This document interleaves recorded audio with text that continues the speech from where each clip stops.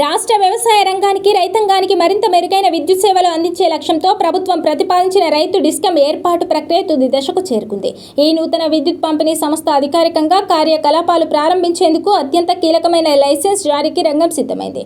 రాష్ట్ర విద్యుత్ నియంత్రణ మండలి ఈ లైసెన్స్ జారీకి అవసరమైన విధి విధానాలపై ప్రస్తుతం తుది కసరత్తు చేస్తోంది.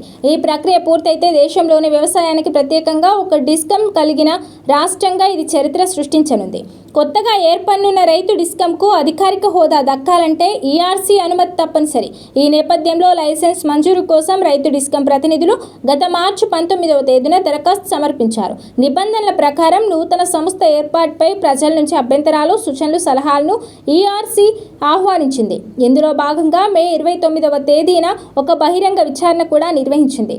ఈ విచారణలో వచ్చిన అభిప్రాయాలను పరిగణలోకి తీసుకుని తదుపరి చర్యలకు ఉపక్రమించింది. రైతు డిస్కమ్ని కొత్తగా ఏర్పాటు చేయాలంటే రాష్ట్రంలో ప్రస్తుతం విద్యుత్ పంపిణీ బాధ్యతలు చూస్తున్న ఉత్తర తెలంగాణ విద్యుత్ పంపిణీ సంస్థ, దక్షిణ తెలంగాణ విద్యుత్ పంపిణీ సంస్థ లైసెన్సుల్లో పలు మార్పులు చేయాల్సి ఉంటుంది. రాష్ట్రంలో ప్రస్తుతం విద్యుత్ పంపిణీ బాధ్యతలు చూస్తున్న ఉత్తర తెలంగాణ విద్యుత్ పంపిణీ సంస్థ, దక్షిణ తెలంగాణ విద్యుత్ పంపిణీ సంస్థల లైసెన్సుల్లో పలు మార్పులు చేయాల్సి ఉంటుంది. వాటి అధికార పరిధిని సవరించడానికి సంబంధించి ప్రజల నుంచి అభిప్రాయాలు కోరుతూ ఈఆర్సీ గత నెల 23న ఒక బహిరంగ ప్రకటన జారీ చేసింది.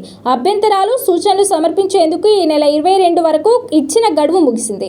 ఈ ప్రక్రియలో మొత్తం 4 అభ్యంతరాలు, మరికొన్ని సూచనలు ఈఆర్సీకి అందినట్లు విశ్వసనీయ సమాచారం. ప్రస్తుతం అధికారులు వాటిని నిశితంగా పరిశీలిస్తున్నారు. ఈ పరిశీలన పూర్తయిన వెంటనే రైతు డిస్కమ్ ఏర్పాటుకు అవసరమైన లైసెన్సును మంజూరు చేస్తూ ఈఆర్సీ తుది ఉత్తర్వులు జారీ చేసే అవకాశాలు స్పష్టంగా కనిపిస్తున్నాయి. లైసెన్స్ మంజూరుతో పాటు ప్రస్తుత డిస్కమ్ల పరిధిలో కీలక మార్పులు జరగనున్నాయి. సాధారణ గృహ, వాణిజ్య, పారిశ్రామిక కనెక్షన్లు మినహాయించి ప్రభుత్వ సబ్సిడీలతో నడిచే పలు కనెక్షన్లను కొత్త సంస్థకు బదిలీ చేస్తారు. వాటిలో రాష్ట్ర వ్యాప్తంగా ఉన్న లక్షలాది వ్యవసాయ విద్యుత్ కనెక్షన్లతో పాటు భారీ, మధ్య తరహా ఎత్తిపోతల పథకాలకు సంబంధించిన కనెక్షన్లు, ఇంటింటికి తాగునీరు అందించే మిషన్ భగీరథ ప్రాజెక్టు పంపు హౌజులు, ఇతర ప్రభుత్వ మున్సిపల్ తాగునీటి సరఫరా పథకాల కనెక్షన్లు ఉండనున్నాయి.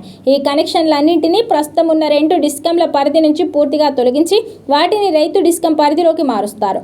ఈ బదిలీ ప్రక్రియ అంతా పూర్తి చేసి ఈఆర్సీ లైసెన్స్ జారీ చేస్తేనే ఈ కనెక్షన్లకు నిరంతరం విద్యుత్ సరఫరా చేసే చట్టబద్ధమైన అధికారం రైతు డిస్కమ్కు లభిస్తుంది. దీనివల్ల సాధారణ డిస్కమ్లపై ఆర్థిక భారం తగ్గడంతో పాటు రైతులకు విద్యుత్ సరఫరాలో నాణ్యత పెరుగుతుందని నిపుణులు భావిస్తున్నారు.